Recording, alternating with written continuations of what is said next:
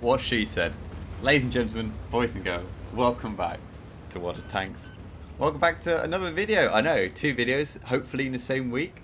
How good is that? It's as if I'm back from the dead. So today we are playing in the Batchat-25t. This is actually quite an old replay, it's for a month old or so. And this was after I free marked it. So this is the only current tank I've free marked. I'm aiming to finish some more quite soon. AMX-30B, the IS-7. And I believe maybe the Grill 15, possibly. But yes, I digress. We are playing on Studzianki in the Batchat. This is by far the best game I've had in this tank. But personally, I just love the Batchat. I think it's really good fun. The clip is so carry worthy, but you got to play it right.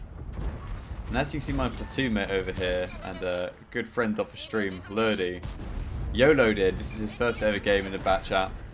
And he got what all Batchats get when they're too aggressive. They just die. So what do? We hang back for a sec, we let some people push in, which was the wrong move, and then we sweep in to do the damage. And that's exactly what we've done. So now we just need to clean up this little corridor, this little fest down here that people seem to be enjoying. And this T-22 medium, by the way, he takes forever to die. It's one tank, so this was just after they sold it in the black market. I mean, this could have, I think this was about 3 days afterwards. It was pretty close, so you did see quite a few of them out there. But I'd just like to point out the matchmaker for this game. 1 artillery, 2 light tanks, 3 TDs. That is what I would say is around the perfect matchmaker for What Are Tanks. EBRs, yeah, it'd be nice if they're not here, but they are. So let's look at them instead of complain about them. That's for on stream. So this is what I would say is the perfect matchmaker, because it brings the attention back to the heavies and the mediums. Which all like to go to the graveyard over here and have fun. Anyway, so you're going to watch me attempt to use a soap rock for the next minute. This bit's fine. I'm like, okay, that's fine. That bit's too easy. Because I didn't want to get spotted by the EPR. I thought I'll put a shot into him, and then my PTSD of FE 4005s kicked in, and I thought I'd rather sit in a bush, pull back, and not risk it. So here we go. Uncle Ben's gonna... Oh, that's the second attempt he's failed. Yep, that ain't gonna work. You can keep trying though. It's funny watching these back because you just think, why did I keep trying? Because I mean, look, it's a tank. That doesn't look terrible, but we're trying, we're wiggling the tracks, which is how you get up soap rocks. And no, it's just not having it. Not having it at all. We're just being kicked down. And it's one of the most frustrating feelings in this game, I feel, when you're just being pushed down all the time by the soap rocks. And there's no explanation for it. But yeah. Whatever, it's life. So we're going to be pushing in here. This is one of the things about Studzianki I hate, which is you can't actually take this flank, I'd argue, from this side, because there's this rear position up here which just shoots down. K0 just shoots all the way down. You have the hill along here, so there's a building in the way, and I don't have the free cam installed, so I can't show you it. But there's a long line of bushes along here. There's buildings at the back you can hide behind. It's impossible to push this flank fully. You can definitely move up, I'd say, to the weird water tower. You can get some shots in. But until you know K0 is clear, you can't push up. And here we go, the M60 has been spotted. He's playing way too aggressively up there, and this is just what the Batchat does best. 1 in, 2 in, track him down. 3 in, can we get 1 more in? 4 in, good night, have a good day, sit down, have a cup of tea, you're finished. Now we're very lucky this one little building is stopping that E100 and 121 from shooting us. So let's just hope that cover stays there for as long as possible while we get our reload. It's about a 35-second reload in this tank. Cheers 100 LT. We didn't need that cover, I guess. Now, if we did get spotted, we're very exposed. Speaking of exposed, 100 LT. Oh, and he's dead. That is a total shock. And this is what I'm on at, by the way. E4's up here. You can't push anywhere. There could be a Death Star up there. There's also a Striv up there. You can't push this at all. But it's good to take this sort of position when you have that building. You can get shots into the side here, and that can be really good helping out the C line. But in this case, I mean, we're okay on that. We're about 2k HP down right now, but let's see if we can take out this 121. The aim time's not great in this tank. We get 1 more in. Oh, beautiful. If I knew what was going to happen. And now we're just going to leave, because I decided, look, we can't achieve anything more here. We can't pen the 100. The pen on the Batchat isn't great, it's not bad. 259, it's not bad at all, but you want the capabilities and the reliability of heat when you're in these sort of scenarios. So now we've got to try and get past the graveyard. I had a bit of like an error 404 moment. I just couldn't work out how to get past it. I don't know why I didn't just go for the gap on the right, but there we go. We're through. So now we're just going to relocate, and this is just what makes the Batchat so nice, and why it's one of the only tanks, or the only tank I have 3 marks for the time of recording. It's just, it's so fun to play. There's always something different you can do in it. Even when your back's against a wall, you can just do a 2k damage clip, you know. That's free. 1,950 damage per clip.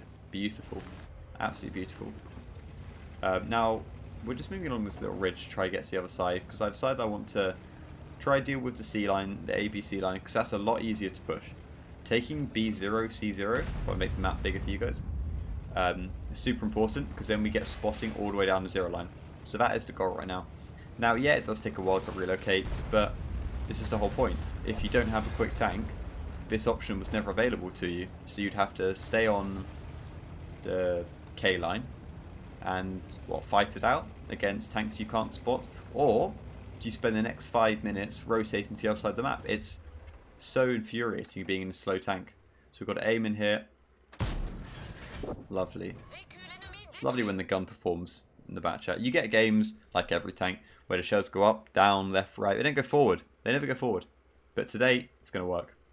It's going to be perfect. So I was just waiting there to see if the Leo was still there, but I sort of decided, can the Leo still be there? Unless he's hugging the rock, which is possible. Would he not be peeking against this Rhino? Would he not be bushing against this Rhino? I mean, this Rhino's not taking damage for a good few moments. So I decided there's no Leo there. So let's go ahead and take that corner, get some shots out, get some view range out. And that is what's so nice about the Batchat as well, is you have about 30% camo, 25 to 30% camo while stationary. You have north of 460 meters view range quite easily on this thing. It can just do everything. What it can't do is have DPM. Its DPM is pretty trash, obviously, because it's an autoloader. And its ammo capacity is quite low. We've only done 3.7k damage, and we've already fired off 50% of our shells, or just shy of 50%.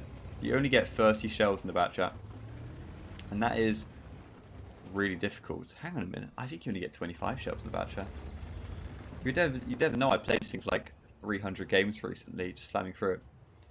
It's funny, this was one of my first tier 10s, and I decided I want to go back and free market because the stats were pretty trash on it.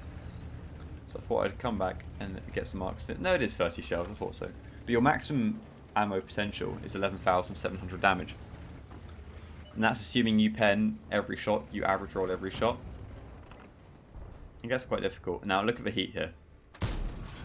The shell velocity time is mentally low on this thing.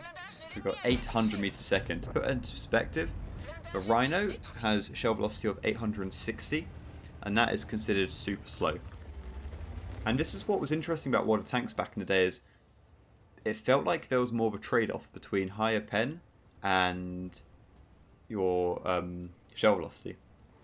And then the big exception was 907. When that came in, that's APCR, I believe, it's about 1500 meters a second, and it just threw away that trend of more pen, you take a disadvantage.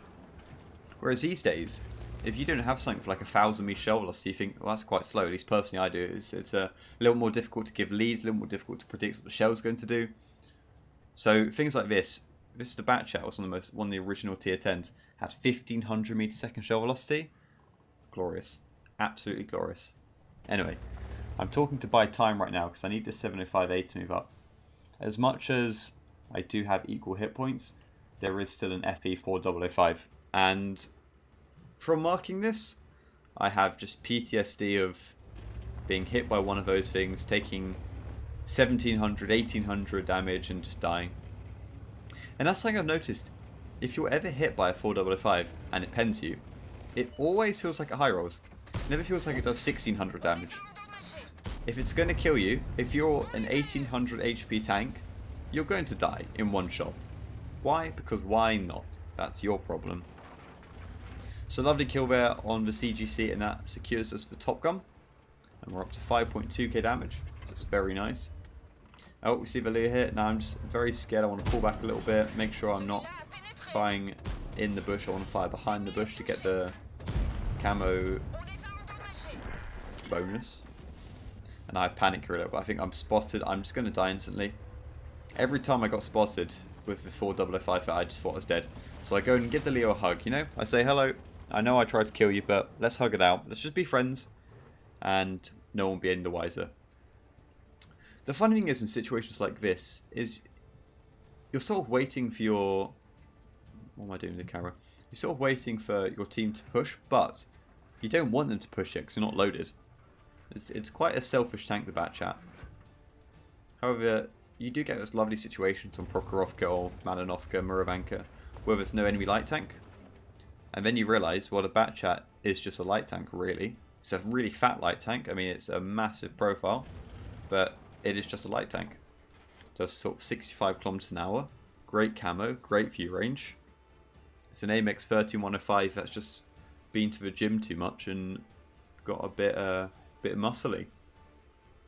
It's now we're waiting. I'm just sort of waiting for 705A to push in, because I decided if I'm going to go in, I'm going to get one-shotted and it's not going to be a fun day. And I've sort of worked hard to get to this point. I'm going to sit back and let someone else do the big push. We're just going to wait. I'm going to have a cup of tea. We have our hot coffee and, I was about to say biscuits, croissants. Strong, not just hot coffee, it's strong coffee. So we're just going to chill here. We're going to relax. Pretend it doesn't matter. Having girls on Discord, having a good time. Why push? But yeah, I do miss playing the Batchat actually. It's so nice to play compared to the T30, which I'll have some videos coming up soon about, because we were recently going through that to get to the E4. Yeah, now the 705A in chat is expecting me to push in when he has, 1300 hit points, like I do, and far more armor. But look at this, just instantly gets deleted. And here we go. See, the FV was looking down this flank the whole time. We get one, and he does a blind fire, goes to the right of us. Get 3 in. He's dead. Thank you very much. And that was a very solid round for the Batchat. It's always funny on this map. The colour of the skins goes far darker. So this is Daki's camo from the Team Clash. But this skin is actually pink and green. And this is quite clearly purple. I don't know if there's any other maps that change the colours of the skins this badly, but yeah, I think it's quite nice. It's a nice change. Anyways, let's have a look at the post-battle results for that game. So here we go. Here's the battle results for that game. So 7,774 damage with 1,000 assistance. Pretty solid. This was the highest damage ever done in the Batchat. And it's kind of funny that happened after we finished marking it. You would have really thought this would have helped out, as we were going along, but it's always the way, isn't it?